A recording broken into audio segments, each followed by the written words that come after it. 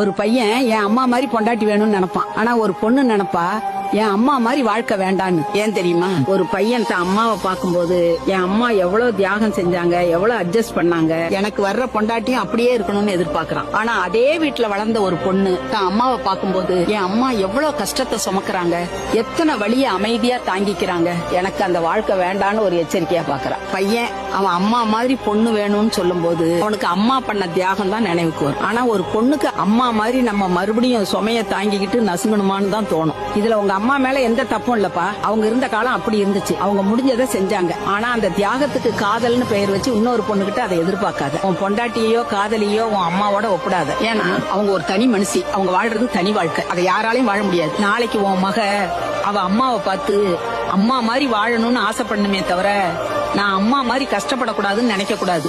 ஏன்னா மாற்றம் வெளியிருந்து வராது கண்ணு. குடும்பம் மாறணும்னா அது நீதான் ஆரம்பிக்கணும். புரிஞ்சிருக்கும்னு நினைக்கிறேன்.